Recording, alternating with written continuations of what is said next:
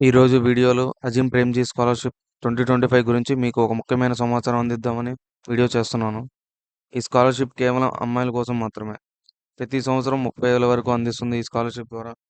ఇది mainly degree, diploma చదువుతున్న విద్యార్థినీలకు వర్తిస్తుంది.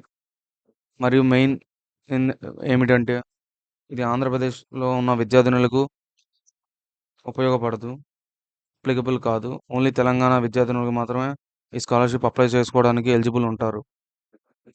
మిగతా సమాచారం మనం ఈ అజిమ్ ప్రేమ్‌జీ స్కాలర్‌షిప్ వెబ్‌సైట్‌లో చూద్దాం. దీని డెడ్‌లైన్ సెప్టెంబర్ 15, 2025 వరకు ఎక్స్టెండ్ చేసున్నారు. ఇది మెయిన్‌లీ క్లాస్ 10థ్ ఎవరైతే 10వ తరగతి, 12వ తరగతి అంటే ఇంటర్ గవర్నమెంట్ స్కూలుల్లో ఆర్ కాలేజెస్‌లో చదివి ఉంటారో వాళ్ళకి మాత్రమే ఈ స్కాలర్‌షిప్ ఎలిజిబుల్ ఉంటది. మరియు ఇంకో సమాచారం ఏందంటే డిగ్రీలో బీటెక్ ఆర్ డిప్లొమా ఫస్ట్ ఇయర్‌లో చేరిన వాళ్ళకి మాత్రమే ఈ స్కాలర్‌షిప్ అప్లికబుల్ అవుతుంది. అంటే సెకండ్ ఇయర్, థర్డ్ ఇయర్ వాళ్ళు ఈ స్కాలర్‌షిప్‌కి ఎలిజిబుల్ కారు. ఫస్ట్ ఇయర్ నుంచే ఈ స్కాలర్‌షిప్ మనం అప్లై చేస్తే అది కంటిన్యూయస్‌గా ఎన్ని ఇయర్స్ మనం డిగ్రీ చేస్తే అన్ని ఇయర్స్ కంటిన్యూయస్‌గా ప్రతి సంవత్సరం 30,000 వరకు స్కాలర్‌షిప్ వస్తుంది. దీనికి మన ఇండియాలో స్టేట్స్ ఎలిజిబుల్ అంటే స్టేట్స్ అమ్మాయిలు ఎలిజిబుల్ అంటే అరుణాచల్ ప్రదేశ్, అస్సాం, బీహార్, ఛత్తీస్‌గఢ్, జార్ఖండ్, కర్ణాటక, మధ్యప్రదేశ్, మణిపూర్, మేఘాలయ్, మిజోరాం, నాగాలాండ్, ఒడిషా, పుదుచ్చేరి, రాజస్థాన్, సిక్కిం, తెలంగాణ, త్రిపుర, ఉత్తరప్రదేశ్ అండ్ ఉత్తరాఖండ్.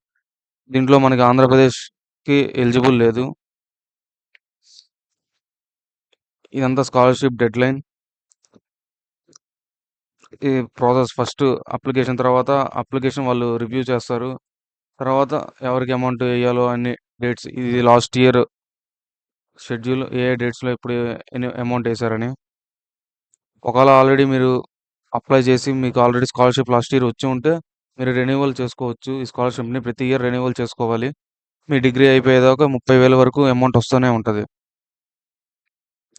వీటిలో మెయిన్ డాక్యుమెంట్స్ మనకు కావాల్సినవి ఏమంటే ఓ పాస్‌పోర్ట్ ఫోటో, వాటికి కూడా కండిషన్స్ అంటే సెల్ఫీ లాంటివి అలాంటివి కాకుండా ఒక hmm, neat and clean passport size photo, ఒక సిగ్నేచర్ వైట్ పేపర్ మీద చేసి దాని ఫోటో తీసుకోవాలి.